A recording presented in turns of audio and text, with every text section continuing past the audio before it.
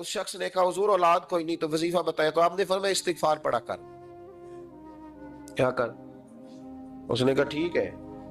तो हुजूर फिर मैं दोबारा कब आऊं? तो इमाम हसन कहने लगे बे औलाद है ना तू, इस्तिगफार का वजीफा बताया ना? कहा हाँ। फरमाने लगे अब उस वक्त आना जब अल्लाह तुझे 10 बेटे अता करेगा। कितने? 2-4 नहीं, 10 ही कह दिए। तो हजरत मीर मुआविया रज़ी अल्लाह तआला देखा, कहने लगे हसन इतना बड़ा दावा। आप फरमाने लगे मैंने कह दिया ना, तो अल्लाह फजल करेगा।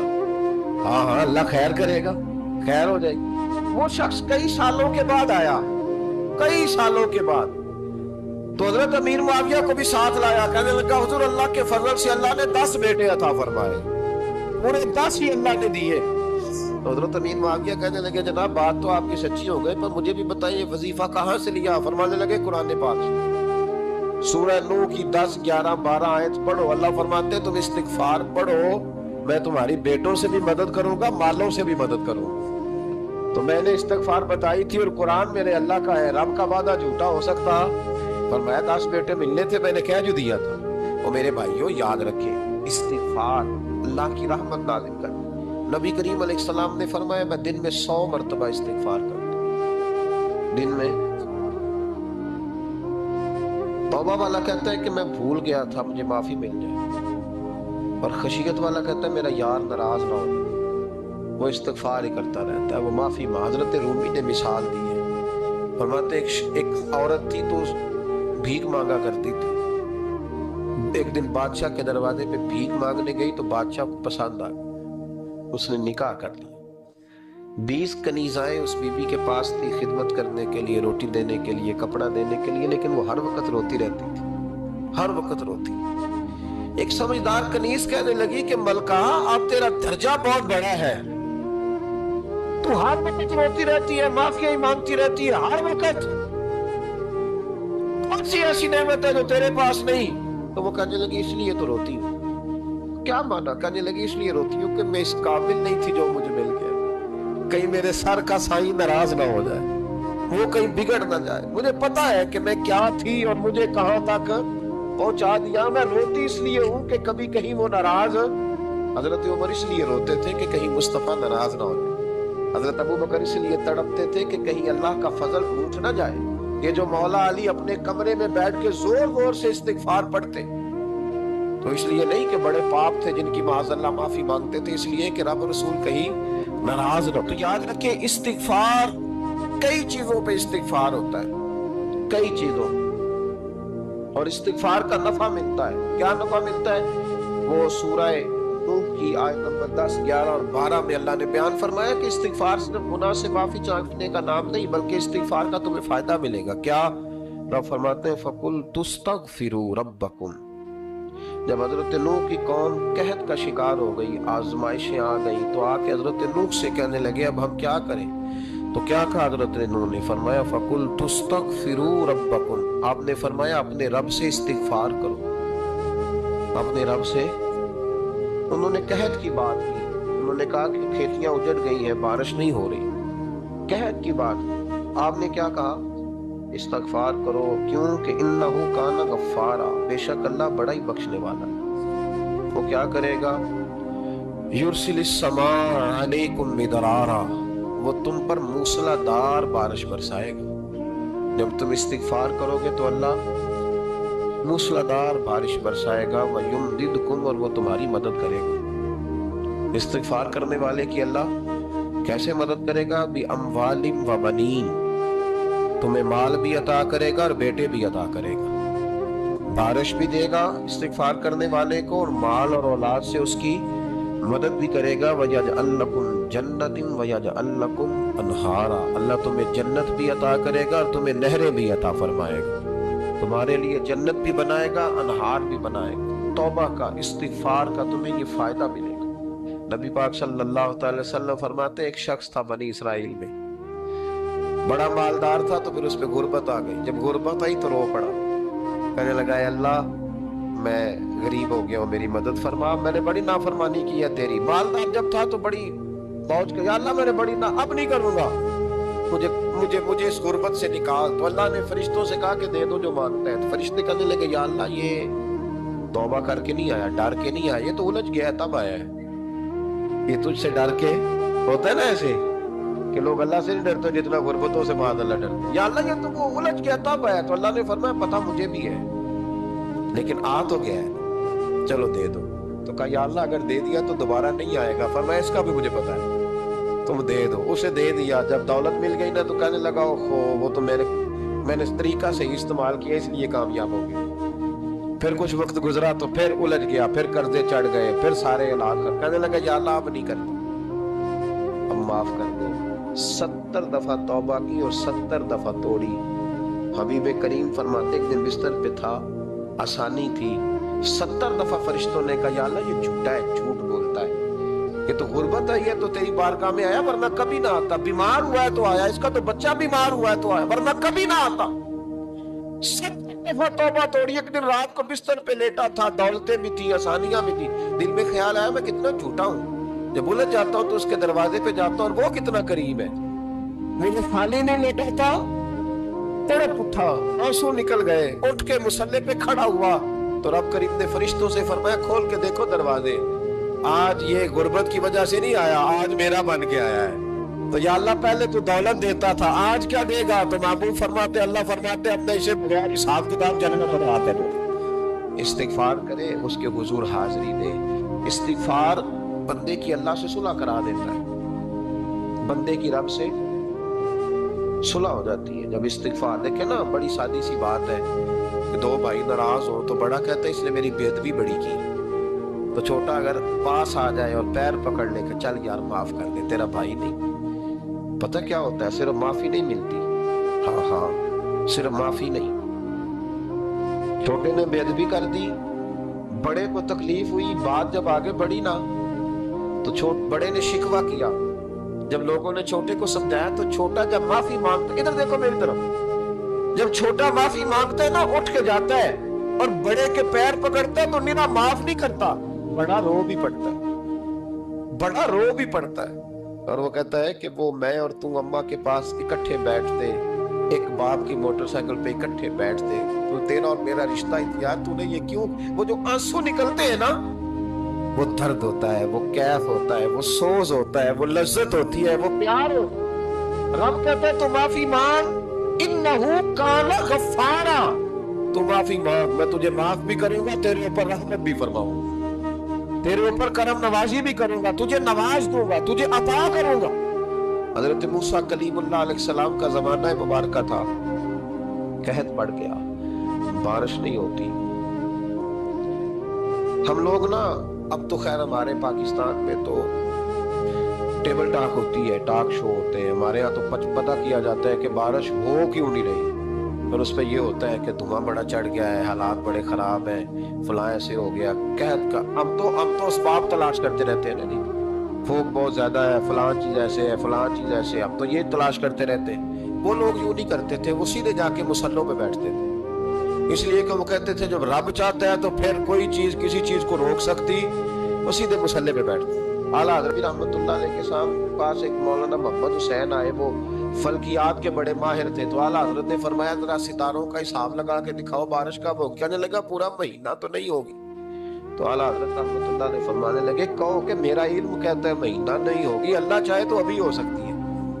कहने लगा जी वो तो ठीक है पर मेरा इल्म, वो जैसे रोज लोगों ने पीर नेटू शहनशाह साहब नहीं खोले होते कि बारिश कब आएगी, और इसकी तरफ ना देख, मुसल्ले पे बैठ, मेहरबानी कर मुसल्ले पे बैठ, अल्लाह की बारगाह में हाजिर हो, उससे माफी मांग, उसे मना ताकि वो रहमत की बारिश। कहने लगा जी मेरा इल्म कहता है। तो आला हज़रत फरमाने लगे फिर वही बात, तू कह अल्लाह चाहे तो बारिश अभी, लेकिन ये जो अड़ गए हैं ना बेचारे, ये अड़ ही गए हैं, ये जहां उलझ गए हैं वहां ये लोग उलझ गए, अल्लाह हमें उलझने से महफूज फरमाए।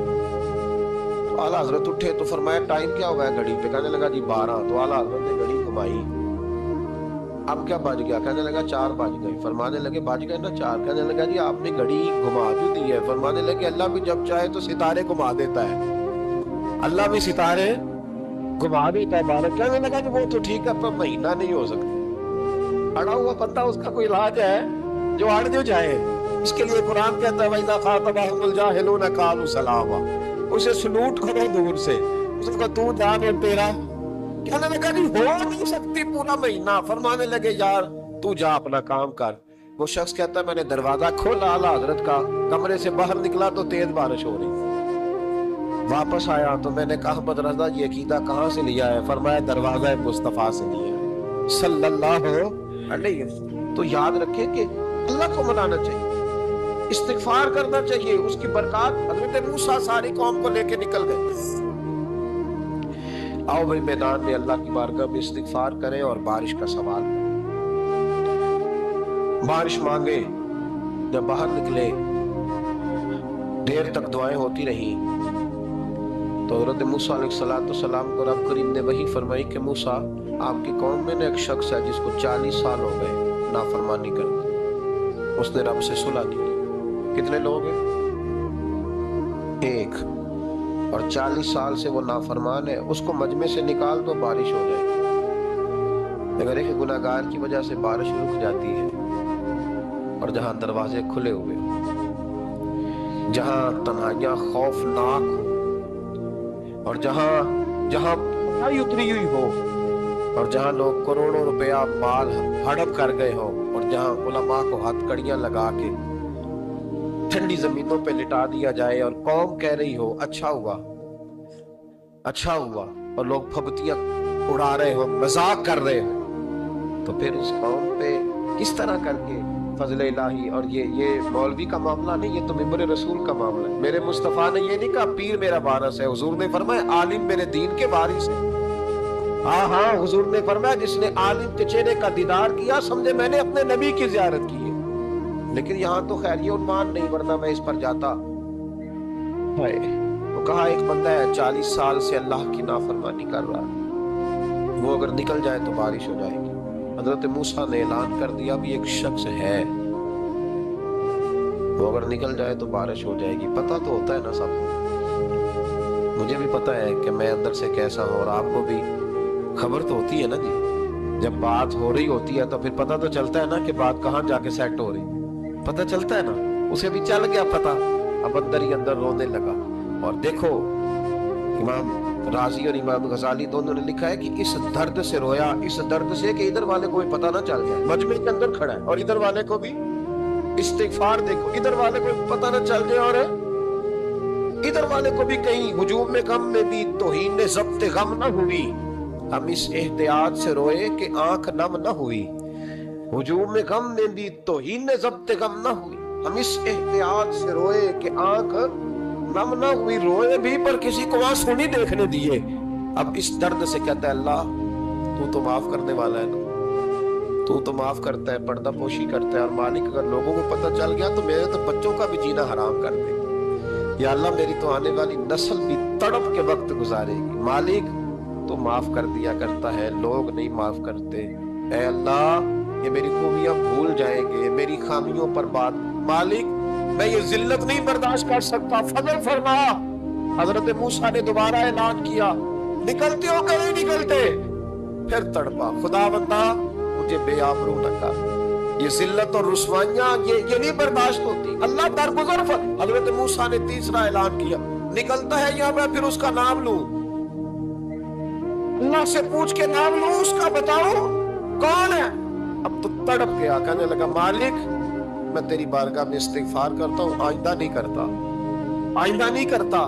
یہ لفظ ادا کیے, بندہ کوئی بھی نہیں نکلا. رب کریم نے بارش ادا کر, تیز بارش, جب برسی نا تیز بارش. لوگ تو بھی دیکھ کے دوڑ گئے. تو حضرت موسیٰ کہنے لگا یا اللہ مجھے بھی تو بتا, تو نے کہا تھا کہ جب تک بندہ نہیں نکلتا بارش نہیں ہوگی. تو نکلا کوئی بھی نہیں, بارش ہو گئی, ماجرا کیا ہے؟ تو رب کریم نے فرمایا موسیٰ بس اس نے مجھ سے صلح کر, اس نے مجھ سے صلح کر لی. اور امام غزالی نے لفظ لکھے, حضرت موسیٰ نے پوچھا, حالانکہ اللہ اپنے نبیوں کو غیب کے خزانے دیتا ہے, پوچھا اے اللہ مجھے اس کا نام بتا دے. تو رب کریم نے فرمایا موسیٰ جب گناہگار تھا تب نہیں کسی کو بتایا, جب پاپی تھا تب نہیں بتایا, جب مجرم تھا تب نہیں بتایا, اب کیسے بتا دوں؟ فرمایا اس کی میری صلح ہو گئی ہے. اور فرمایا جو بارش نہیں نہ ہو رہی تھی وہ بھی اس کی وجہ سے نہیں ہو رہی تھی, اب جو ہوئی ہے نا تو یہ بھی اسی کی وجہ سے ہوئی ہے. یہ بارش اب جو ہوئی ہے تو یہ بھی یہ اس گناہگار کے سبب سے اپنی راتیں اللہ کے ساتھ گزارے. مصلی پہ بیٹھے, میرے صاحب رحمۃ اللہ علیہ سے جب کو کہتا نا کہ بڑا پریشان ہوں تو کچھ بتائیں, تو فرماتے آج رات مصلی پہ بیٹھ کے اپنے رب سے بات کرنا, میں بھی بات کروں. بندوں کو دکھ بتانے سے عزت میں کمی آتی, اور اگر اللہ کو بندہ اپنے دکھ بتائے تو اللہ عزتیں بڑھا دیتا ہے. ترمذی شریف کی حدیث ہے, نبی پاک علیہ السلام نے فرمایا اگر تو دنیا داروں کو دکھ بتائے گا تو اللہ تجھے غنی نہیں کرے گا, اور اگر تو اپنے رب کو بتائے گا تو اللہ بڑی جلدی تجھے دنیا سے بے نیاز کر دے گا. تجھے لوگوں کی ضرورت نہیں رہے گی. استغفار کریں, کثرت سے کریں, ذوق سے کریں, مصلی آباد رکھیں.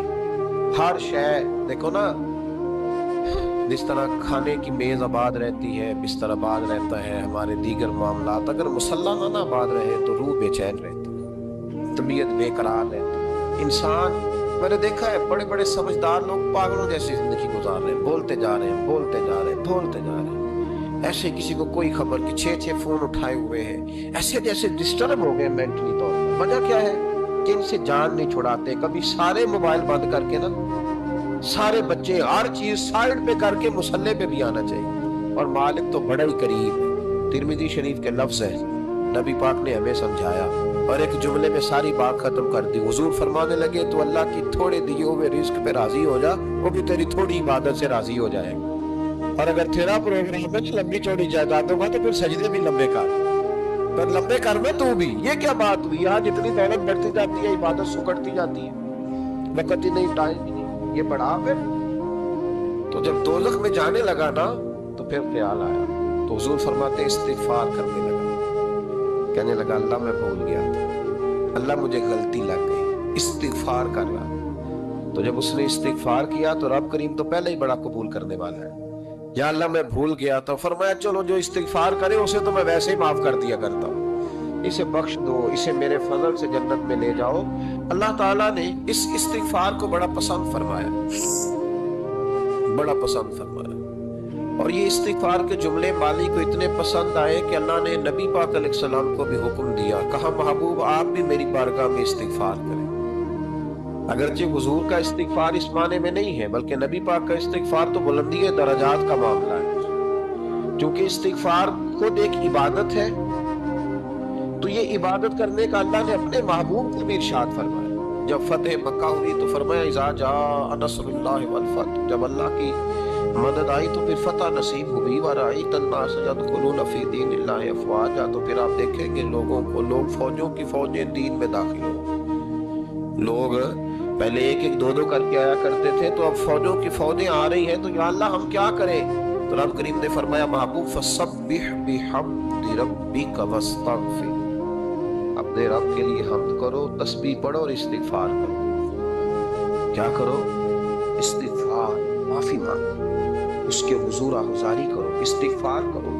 مانا یہ ہوا کہ جب تو غلطی ہو جائے پھر بھی استغفار کرو, جب اللہ زیادہ نعمتیں دے پھر بھی دے, پھر بھی استغفار کرو. ہمارے ہاں یہ ہوتا ہے کہ جب تو کوئی نقصان ہوتا ہے تو وہ اللہ کی طرف سے ہوتا ہے, نقصان ہو جائے تو کہتے ہیں اللہ کی مرضی تھی, اور فائدہ ہو جائے تو کہتے ہیں میں نے محنت ہی بڑی کی تھی, میری جدوجہد بڑی.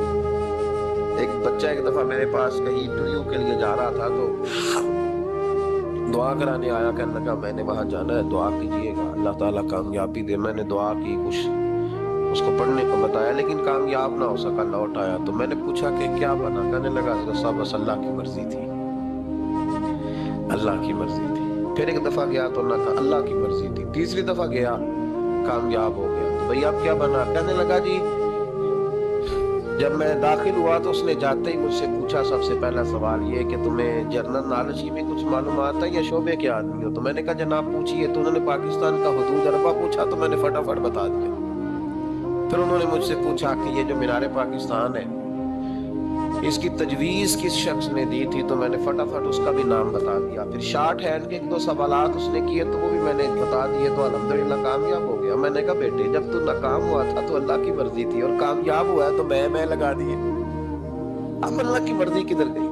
یہ اتنا بڑا نقص ہے انسانی فطرت کا, اتنی بڑی کمزوری ہے کہ معاذ اللہ تعالی ہم کمزوریاں قدرت کے کھاتے میں ڈال دیں, اور ناکامیاں قدرت کے کھاتے میں, اور کامیابیاں.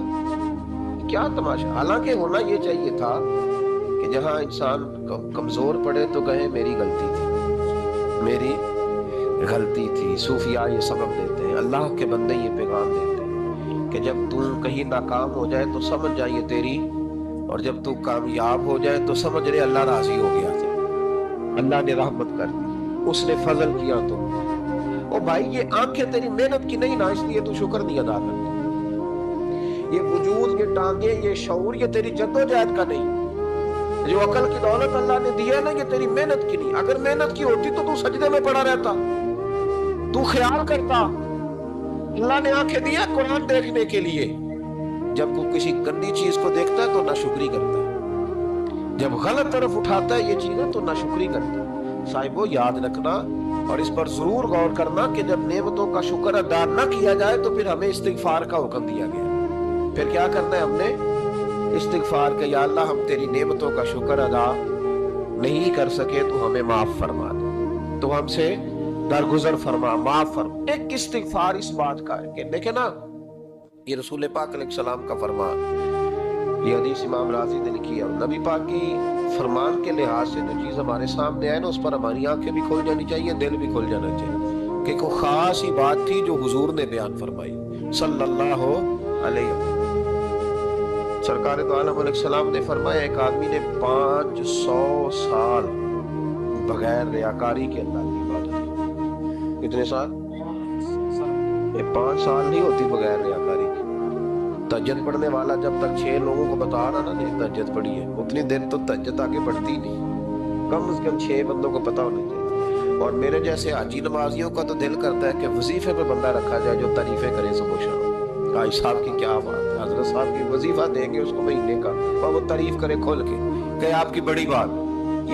یہ مرض ہے، تعریف سننا نا یہ بیماری ہے، اس نے جھوٹ کو جنم دیا، بہت بڑا مرض ہے۔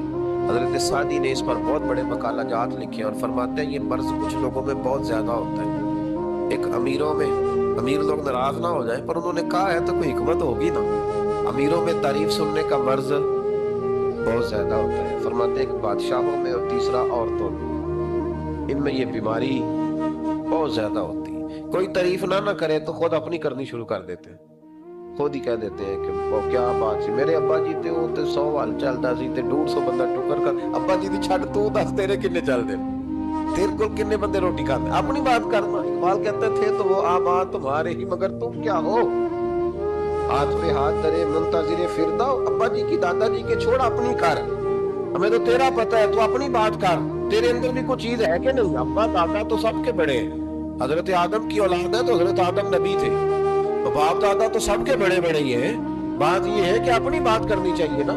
تو یہ بیماری ہے، یہ نقص ہے، 500 سال بغیر ریاکاری کی عبادت، اور بیان میرے نبی کریم علیہ السلام فرما رہے ہیں 5 کھولیے، بہت بڑا مسئلہ ہے، دکھاوا نہ ہو، ریاکاری نہ ہو۔ ہم مجالس میں جاتے ہیں نا جناب محافل میں،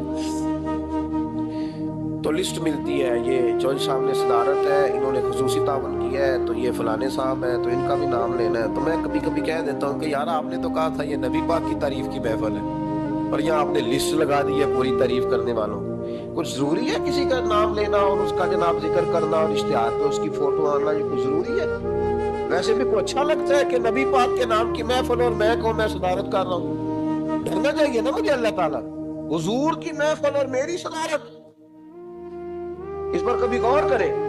اگر کوئی راہ طریقت کا مسافر ہوگا تو تڑپ جائے گا کہ نبی پاک کے نام کی محفل اور سرپرستی ایک ایسے آدمی کی جس کو وضو تک نہیں کرنا آتا، چھ مانا دار کو دھکتا ہے معاذ اللہ تعالیٰ، جس کا جو دل کرے وہ کرتا جائے۔ 500 سال بغیر ریاکاری کی عبادت کی، 5 بڑا مشکل ہوتا ہے۔ حضور فرماتے ہیں یہی بندہ جب اللہ کے حضور کھڑا کیا جائے گا تو رب کریم اس سے کہے گا کہ چلو اس کو میرے فضل سے جنت میں لے، تو عرض کرے گا مالک فضل تو ٹھیک ہے پر 500 سال لگائے میں، 5 وہ مولوی صاحب میری طرح کے بیچارے جو امام مسجد ہوتے ہیں نا تو وہ بھی کہتے ہیں جب میں آیا تھا تو 30 بچے تھے مسجد میں، اب 80 ہو گئے۔ اور بھائی یہ بندوں کو بتانے کی کیا ضرورت ہے، یہ تو اللہ کی رضا کے لیے ہے، تو چھوڑ اس میں اتنا تذکرہ کرنے کی کیا حاجت۔ 500 سال جس نے لگائے बोल पड़ा या अल्लाह 500 साल लगाए और तू कहता है कि इसको मेरे फजल से ले जाओ। तो रब करीम ने फरमाया चलो कोई नहीं, फिर इंसाफ कर लेते। उल्टी आंख की रोशनी निकाल के तराजू के एक पलड़े में रखो और 500 साल की